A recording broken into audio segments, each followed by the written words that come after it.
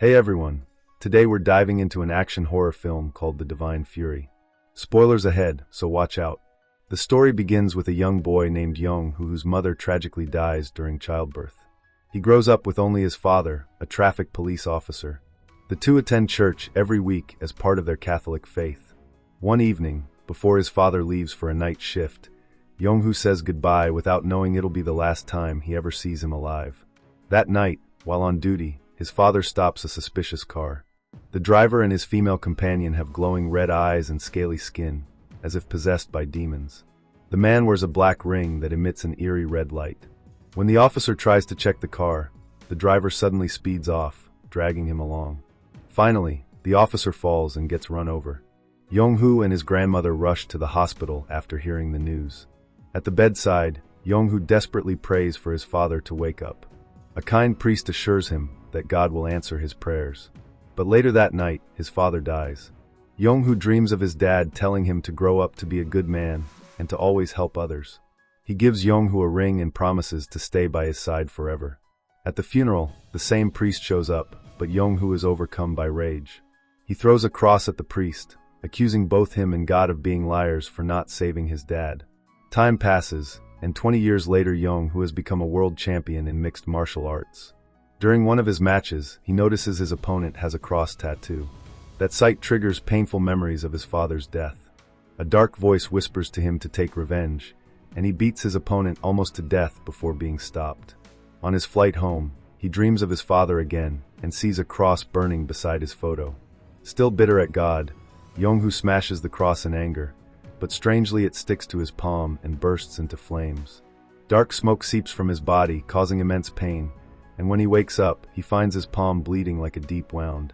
Doctors can't explain it, and as days go by, the wound refuses to heal. Every night, a shadowy figure tries to possess him, but whenever the bleeding starts, the dark spirit retreats. The wound bleeds on its own repeatedly, leaving Young weak and confused. Finally, he seeks help from a child medium. The girl instantly senses demonic energy around him, and says he's been cursed because he rejected God. The voice he hears is the devil himself, but the ring from his father protects him from being completely possessed. She tells him that his wound has the power to repel evil and instructs him to go south of his house at midnight, where he'll meet someone who can save him. That night, Young follows the direction and finds a large church. Suddenly, a flock of crows attacks him, forcing him back into his car. Inside the church, two priests, Father On, an experienced exorcist, and his young assistant Father Choi, are performing an exorcism. The ritual becomes intense as the possessed man screams violently. Father Choi panics and runs out, leaving Father On to face the demon alone. Outside, the crows chase Father Choi, while inside, Father On is almost strangled to death. Just then, Young bursts in and saves him using his fighting skills. When Young punches the possessed man, his bleeding hand ignites flames that burn the demon, allowing Father On to finish the exorcism with holy water. The demon is defeated, and the victim survives unharmed. Father On recognizes that Young wound is a holy scar, similar to the stigmata of Christ, and says it only appears on those chosen by divine will. Young doesn't care about the divine meaning, he just wants it gone. That night, the dark voice tempts him to kill Father On, but Father On reads scriptures to calm him. The next morning, Father On prays in Young room and leaves a cross by his bed, telling him to come anytime for help. Young still angry at religion, throws the cross into the toilet, but changes his mind and cleans it instead. Later, he sneaks it back to Father On's residence. Meanwhile, Father On reports to the Vatican that the Dark Bishop, a high-ranking servant of Satan, is in Korea. Elsewhere, a shady man named Ji-sin, who runs a pub, is confronted by a local thug leader demanding money. Ji-sin cuts his palm with a black ring, draws a snake symbol with his blood, and suddenly his eyes glow red and his skin grows scales. He manipulates the thug to kill his own partner using a demonic spell. Ji-sin is revealed to be the same driver who killed Young father 20 years ago, unchanged by time because he's been offering souls to Satan in exchange for youth. In his dark basement, Ji-sin prays to Satan, kills the thug, and offers his soul. He is the Dark Bishop that Father On seeks. Without his cross, Young suffers another demonic attack and rushes to Father On for help. The priest gives him a holy object blessed by the Pope. Yong-hoo, grateful, offers to drive him to his next exorcism. Since Father Choi is still traumatized, Father On performs the ritual alone, with Yong-hoo assisting. They visit a woman showing signs of possession. Father On senses a disguised demon and pours holy water into her mouth, provoking the evil spirit to reveal itself. The demon knocks Father On aside and hurls Yong-hoo into the ceiling. The voice from the demon mocks Yong-hoo, claiming it possessed the man who killed his father. Overcome with rage, Yong-hoo nearly strangles the woman to death before realizing his mistake. He presses his holy wand against her, burning the demon into ashes. At the same time, Ji-sin bleeds from his eyes, realizing his connection to the defeated demon. Father On concludes this must be the work of the Dark Bishop. Yong-hoo asks why he has the holy scar despite his disbelief, and Father On explains that love and hate are closely linked, that Yong-hoo's hatred toward God comes from the deep love he once had. Yong-hoo and Father On decide to visit her again later, but for now, they share a peaceful dinner together. Father On even drinks a beer, joking about it. Slowly, a bond of friendship begins to form between the two men, the fighter who lost faith and the priest who never wavered. Meanwhile, Ji-sin realizes Father On is getting too close. Following Satan's orders, he seeks out a lonely boy at an orphanage who's bullied by others. Ji-sin manipulates the boy, filling his heart with hatred, convincing him to surrender his body to evil. Later, Ji-sin disguises himself as Father Choi and approaches Yong-hoo, pretending to be his ally. Yong-hoo has never met Father Choi before, so he doesn't suspect anything. Ji-sin shows him his palm with a fake holy scar and warns him that using it drains life energy. He claims Father On is actually a demon abusing divine power and tells Yong-hoo not to trust him. Back at the orphanage, the real Father On hears that the boy has become possessed by an extremely violent spirit.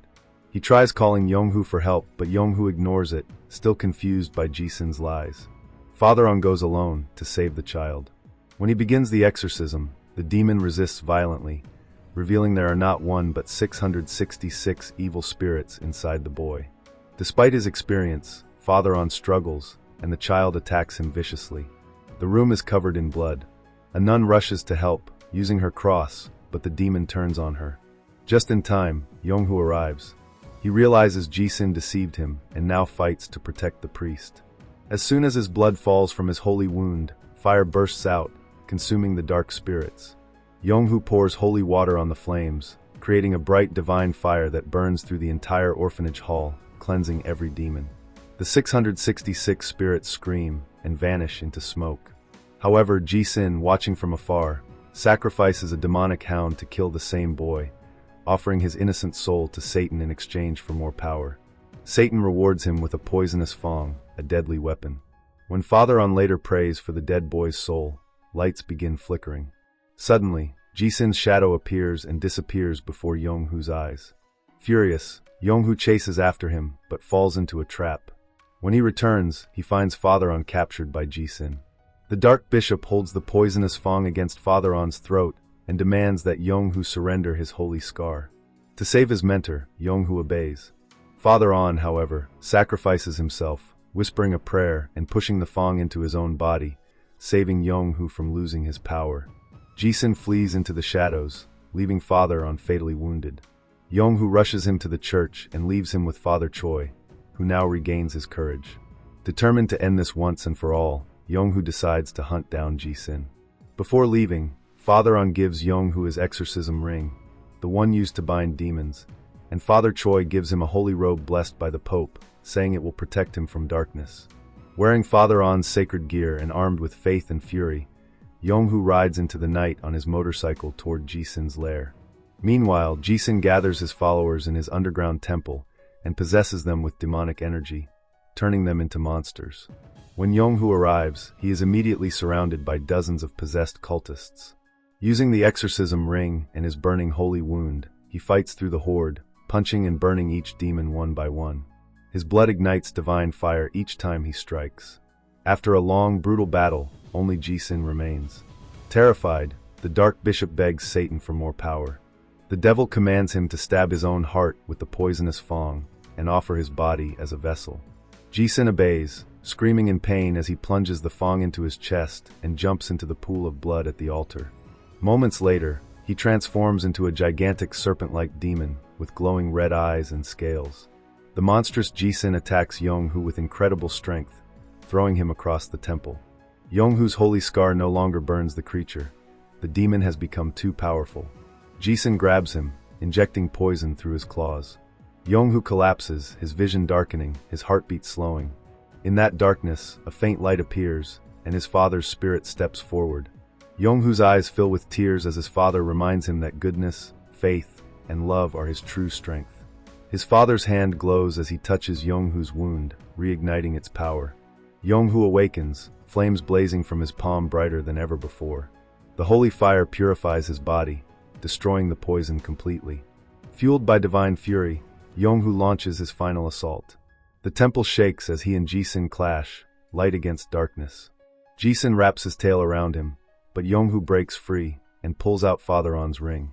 He presses it into his bleeding wound, letting his blood mix with the holy metal, creating a surge of divine energy. With one final roar, Yonghu drives his burning fist straight into Jisun's chest, tearing out the poisonous fang and burning it to ashes. Jisun screams as his monstrous body catches fire and disintegrates completely. The Dark Bishop is no more. The pool of sacrifice collapses, and Satan's hands rise from the ground, dragging Jisun's remains into hell. The demonic curse finally ends. Exhausted but alive, Yonghu walks out of the ruined temple as dawn breaks. Later, Father On miraculously recovers from his wounds, his body healed, his mission complete. Before returning to Rome, he embraces Yonghu warmly, telling him that faith sometimes finds us even when we've stopped searching.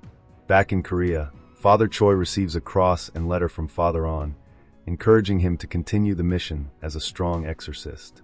Yonghu stands quietly at his father's grave, finally at peace. He looks at the ring his father gave him long ago and smiles, knowing his dad kept his promise to always be with him. The screen fades to black, marking the end of the divine fury. This is Daniel CC Movie Channel. Peace out.